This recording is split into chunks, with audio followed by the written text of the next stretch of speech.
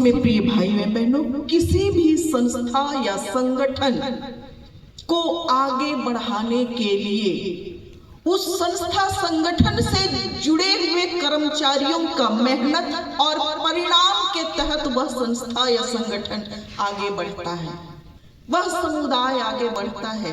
जैसे कि आज हम यहाँ पर देखते हैं, उन्नति का मतलब है कि हम जब कठिन निर्णयों को ले लेते हैं कि हमें ये करना है तो करना है, चाहे उसके लिए हमें कोई भी कीमत चुकानी होगी, चुकाएंगे। बीज को मरना पड़ता है। समझ में आ रही है मेरी बात? बीज को एक नए पौधे को उत्पन्न करने के लिए मरना पड़ता है। वैसे ही हमको भी, मनुष्यों को भी, जब हम आगे बढ़ने का, जब हम उन्नति करने का कोई निर्णय ले लेते हैं, उसके लिए हमें कोई भी कीमत चुकानी होगी तो हम चुकाएंगे, तब जाकर के हम आगे बढ़ेंगे। या फिर हम उस निर्णय को लेकर के जब हम आगे बढ़ना शुरू करते हैं तो हमारे जीवन में कोई अवरोध उत्पन्न हो जाए, तो हम पीछे हट जाए, तो हमारी उन्नति वहीं खत्म है, हमारी बढ़ती वहीं रुक गई है, हम आगे नहीं बढ़ पाएंगे। मसीह में प्रिय भाइयों एवं बहनों, इसलिए हम जो कठिन निर्णय ले लेते हैं उस पर हमें अडिग रहने की आवश्यकता है, स्थिर रहने की आवश्यकता है, चाहे हमें उसके लिए कुछ भी करना क्यों ना पड़े। यदि हम यीशु मसीह को ही उदाहरण के रूप में ले लें, यीशु मसीह इस संसार में आए, उनको पता था कि उन्हें संसार के लिए मूल्य चुकाना होगा, संसार की शक्ति के लिए, अंधकार की शक्ति के लिए, शैतान की शक्ति के लिए उसे मूल्य चुकाना होगा।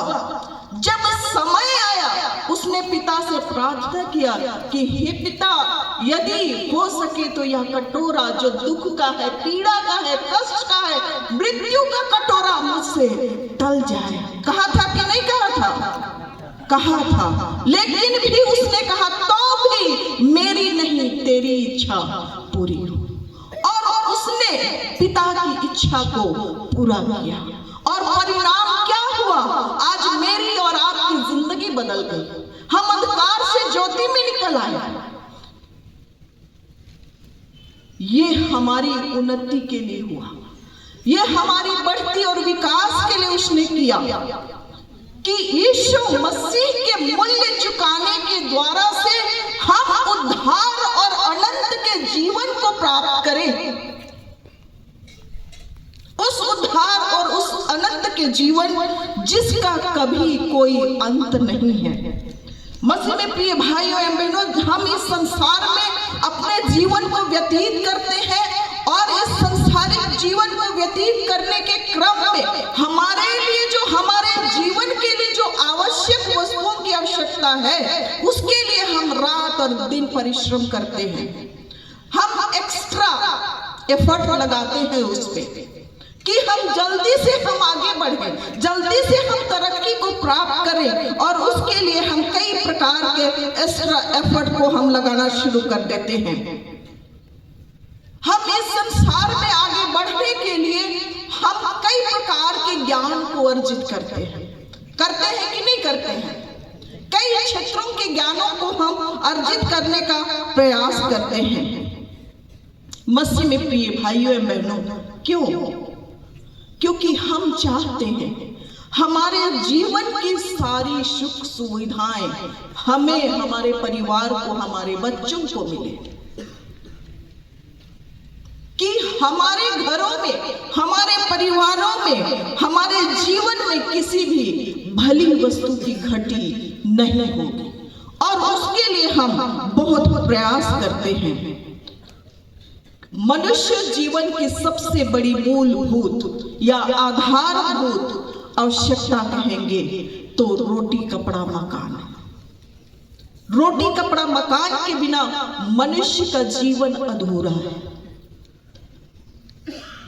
जब तक जिस व्यक्ति के जीवन में ये आवश्यक, ये चीजें नहीं है, तो वो व्यक्ति उन्नत व्यक्ति नहीं कहलाएगा, सक्षम या सफल व्यक्ति नहीं होगा।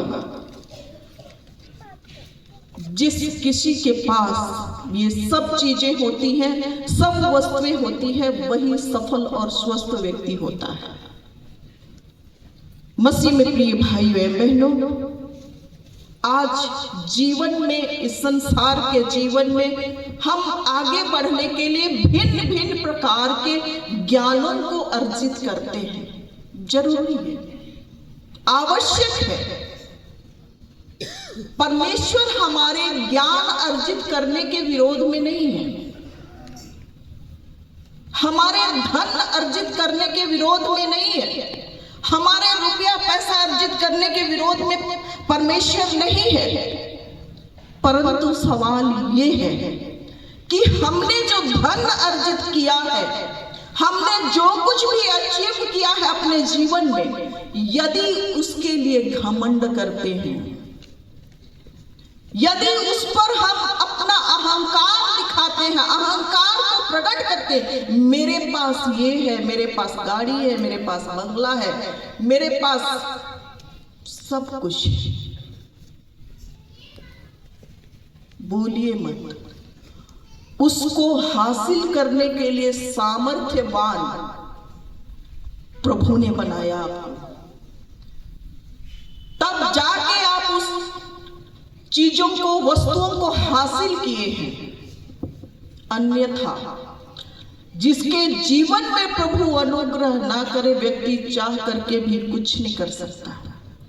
क्योंकि यूहन्ना 15 अध्याय के 5वें पद में लिखा है, तुम मुझसे अलग हो करके कुछ भी नहीं कर सकते, ना फल सकते हो, ना बढ़ सकते हो, ना उन्नति कर सकते हो, ना तरक्की कर सकते हो।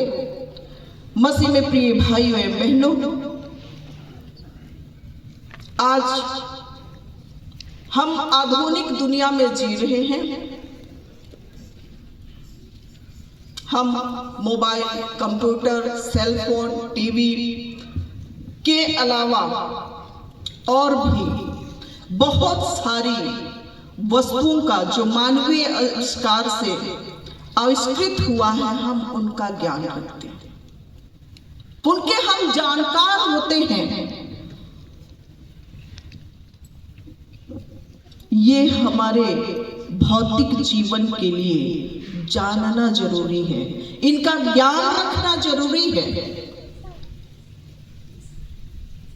हम इनका ज्ञान अगर अपने जीवन में नहीं रखते हैं, तो हम जमाने के साथ नहीं चल सकते, पीछे रह जाएंगे।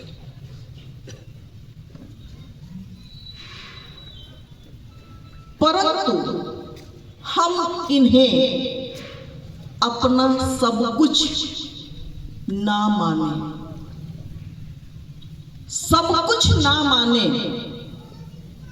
ये जिस दिन हम इन्हें अपने जीवन का सब कुछ मानेंगे, हम परमेश्वर से अलग हो जाएंगे, परमेश्वर से हम अलग किए जाएंगे।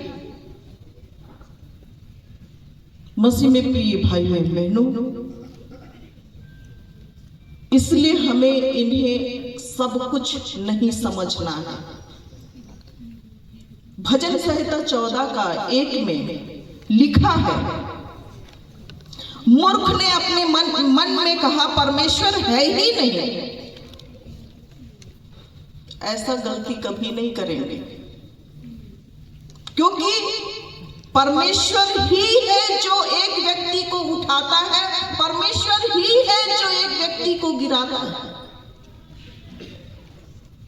उसके हाथ में है किसी को बढ़ाना, किसी को उठाना, किसी को गिराना, सब कुछ उसी के हाथ है।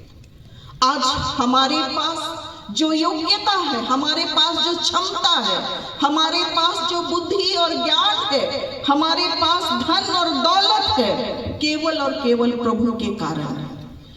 क्योंकि वो नहीं चाहता है कि उसके लोगों के जीवन में किसी भली वस्तु की घटी हो जाए। वो हमें उन्नति करते हुए, आगे बढ़ते हुए वो हमें देखना चाहता है और इसलिए